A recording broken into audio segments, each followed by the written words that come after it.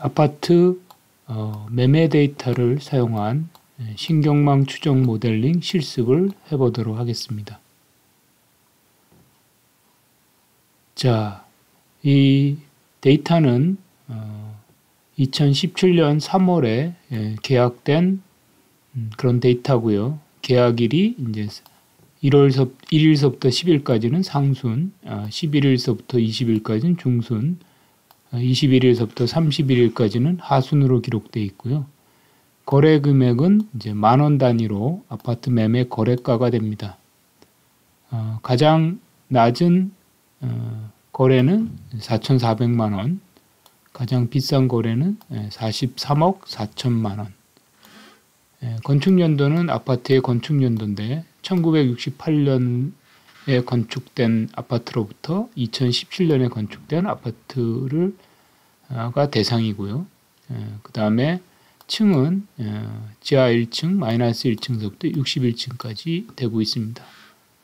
전용 면적은 이제 메타제곱 단위고 12.02 메타제곱에서 268.11 메타제곱까지 이루고 있습니다. 서울을 비롯한 인천, 성남, 용인, 수원, 안양, 안산, 고양 등 8개 도시에 아파트 매매 데이터를 사용하고 있습니다. 구는 48개 구고, 동은 452개 동입니다. 자, 그러면 이제 모델러 스트림을 이용을 해서 한번 이 아파트 매매 거래가에 대한 추정 모델링을 만들어 보도록 하겠습니다.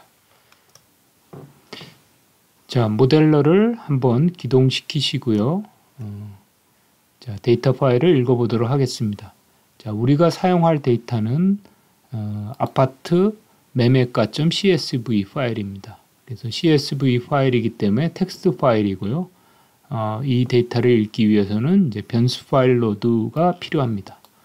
변수 파일 로드를 이용을 해서 아파트 매매가.csv 파일을 읽어오도록 하겠습니다. 이렇게 아파트 매매가.csv를 읽어보시면 첫 번째 줄에 이렇게 필드명들이 보이고 두 번째 줄서부터 데이터가 있는 것을 확인할 수가 있습니다. 그래서 파일에서 필드 이름 읽기로 선택이 돼서 데이터가 이렇게 계약연월, 계약일, 거래금액 이렇게 읽히도록 만들어 주는 거고요. 다음으로는 이제 필드와 필드 사이에 구분자가 쉼표로 되어 있죠. 그래서 구분자가 쉼표로 되어 있기 때문에 제대로 읽힐 수 있는 상황입니다. 그래서 미리 보기 단추를 클릭하시면 이렇게 데이터 중에서 10개의 데이터가 읽혀지는 것을 확인할 수가 있습니다. 자, 이걸 닫고 다음에는 모델링의 방향을 지정하기 위해서 유형 노드를 사용합니다. 자, 유형 노드를 연결하시고 그 다음에 유형 노드에서 이렇게 데이터를 읽어 드리는데요. 이렇게 갑읽기를 한번 읽어 볼게요. 자, 그런데 여기서 한 가지 문제가 되는 점은 우리가 갖고 있는 데이터에서 동은 452개 동입니다. 그런데 이 자동으로 유형을 읽는 상황에서 서로 다른 값이 250개가 넘어서면 이 SPS 모델러는 자동적으로 유형 없음으로 설정을 합니다. 그래서 이와 같은 동이라는 필드를 사용할 수 없게 되는 거죠. 그래서 이것을 사용하기 위해서는 이 하단에 있는 이쪽에 보면 콤보 버튼이 하나 있습니다. 여기 스트림 메시지 표시라고 되어 있는데 얘를 클릭하시면 이렇게 스트림에 여러 가지 옵션이 나옵니다. 그래서 이 옵션 메뉴에 들어가시면 여기 최대 명목 필드 수가 250으로 설정이 되어 있습니다. 그래서 250개보다 더 많은 범주를 갖는 명목 변수는 유형 없음으로 설정이 되는 거죠. 그래서 이 값을 좀 키워보겠습니다. 이렇게 500으로 인식을 하시고 500으로 바꾸시고 적용을 하시고 확인을 누른 다음에 다시 유형에 가셔서 이렇게 모든 값을 지운 다음에 다시 이렇게 갑읽기로 하면 이렇게 명목으로 제대로 설정되는 것을 확인할 수가 있습니다.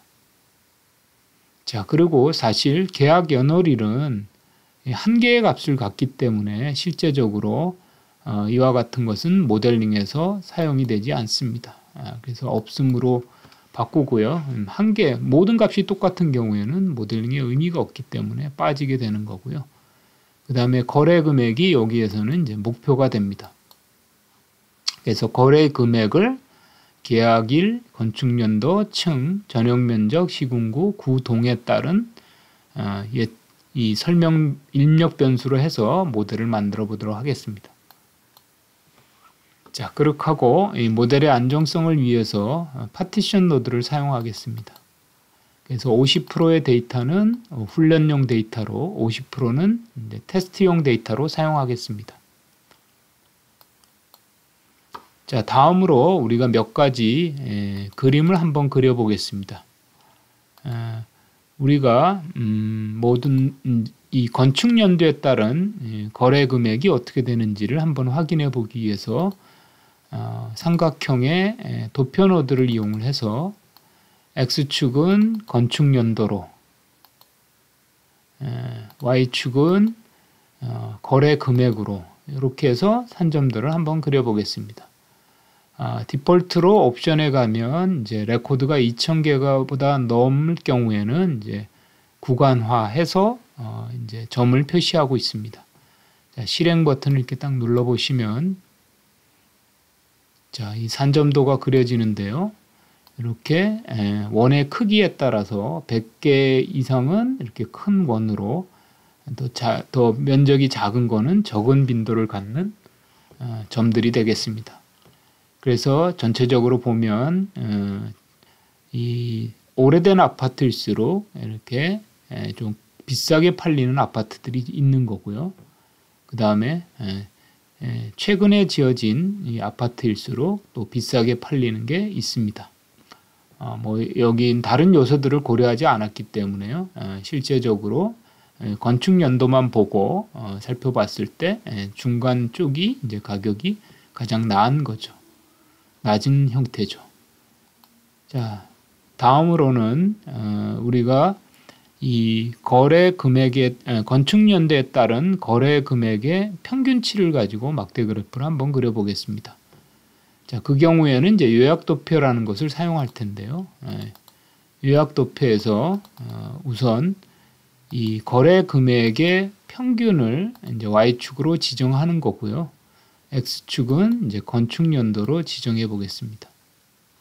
자, 이렇게 해서 실행을 누르시면 자, 이렇게 건축 연도에 따라 평균 금액이 이렇게 쭉 그래서 가장 80년대 이때 아파트가 좀 비쌌다가 이렇게 쭉 내려가는 거죠. 다른 요소를 고려하지 않았기 때문에 실제 이거는 연도별 평균 거래 금액만을 이제 표시를 한 겁니다. 자, 이런 식으로 이제 다양한 탐색을 해볼 수 있는데요. 우리가 연속형 변수에 적용되는 연속형 변수가 2개 있는 경우에 연속형 변수에 따른 우리 히스토그램을 그린다든지 이런 용도로 사용할 때는 기본적으로 우리가 갖고 있는 이런 연속형 변수는 범주화를 시켜줘야 됩니다.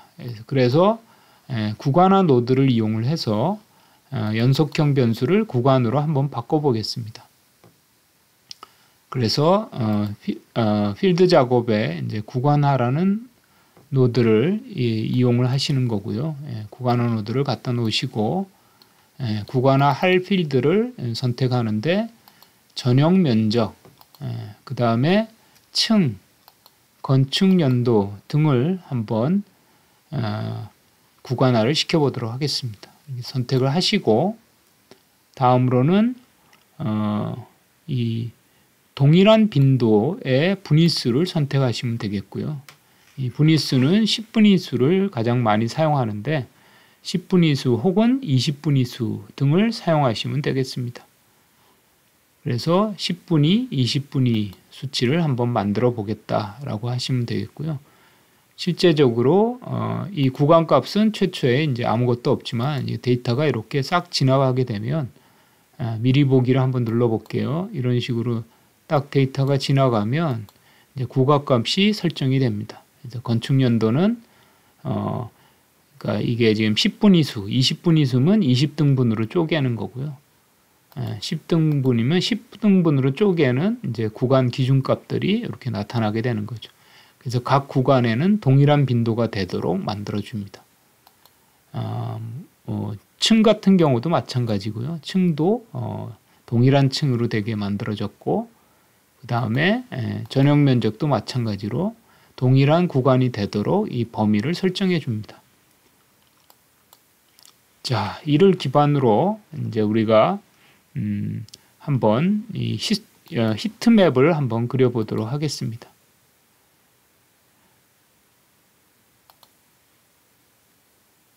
자, 히트맵에서 우리가 일단은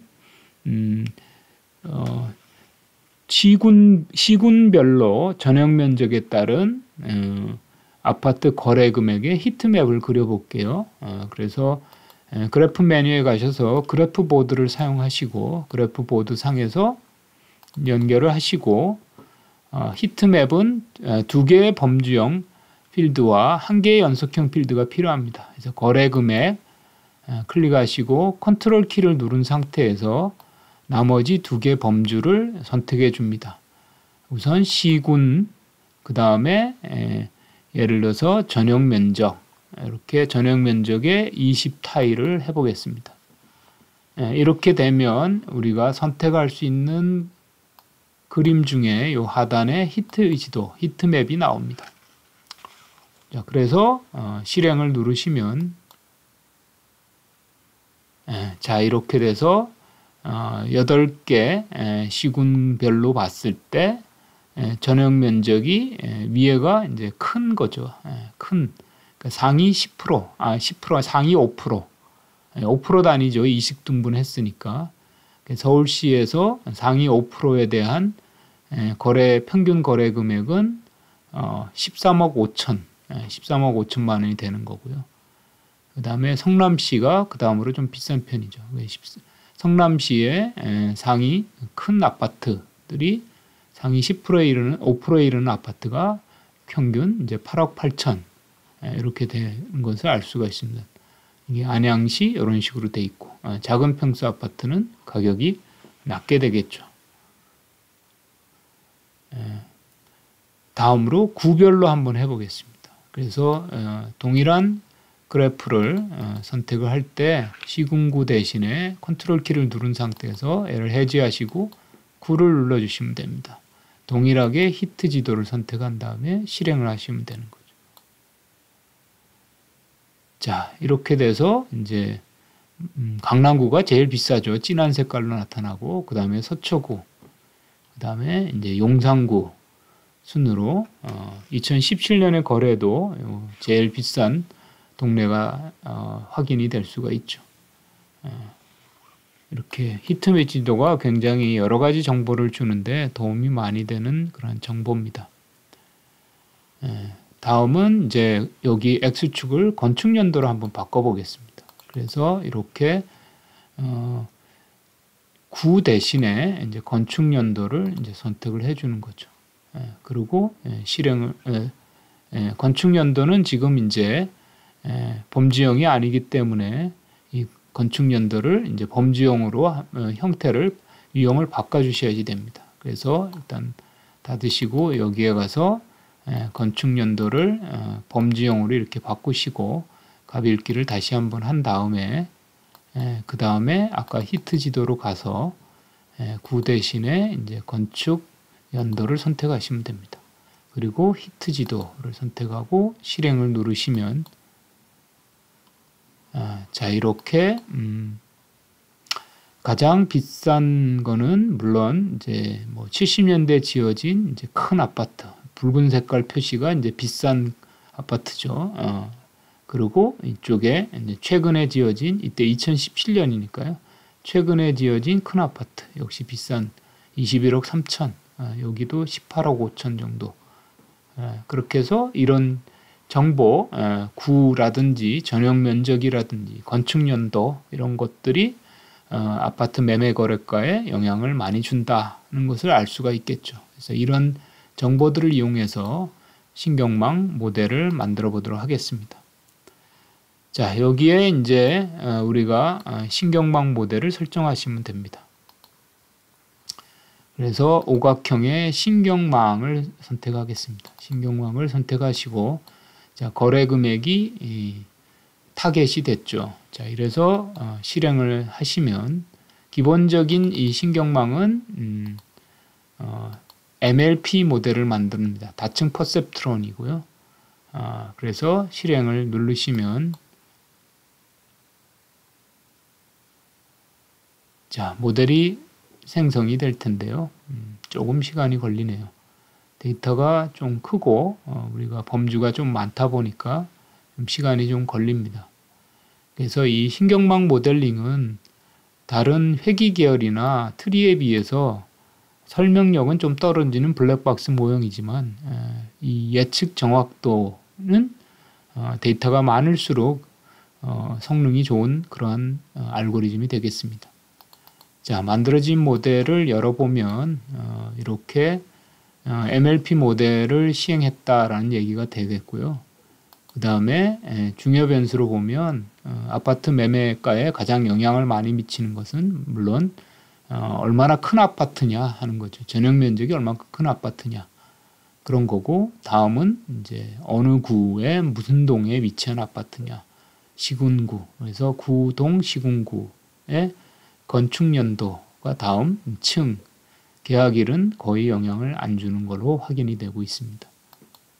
자, 그렇게 해서 이제 실측값과 예측값이 어느 정도 피팅이 되는 모델이 만들어졌고요. 신경망의 블랙박스 구조는 이렇게 한 개의 층으로 구성되어 있고 뉴런이 7개로 구성된 그러한 노드가 되겠습니다.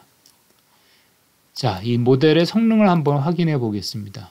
그래서 분석 노드를 이용하시면 되겠죠. 분석 노드를 연결하시고 실행을 하시면 우리가 모델링에 직접 사용한 데이터보다는 이 테스트 데이터를 이용하시면 됩니다.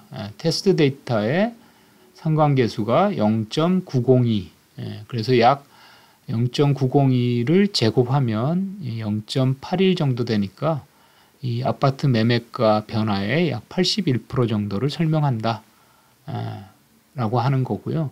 평균 절대 오차가 7904, 조금 금액이 크다 보니까 단위가 큰데요.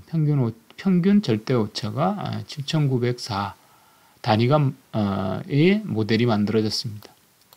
그리고 우리가 실측값과 예측값을 최종적으로 산점도를 통해서 확인을 해보면,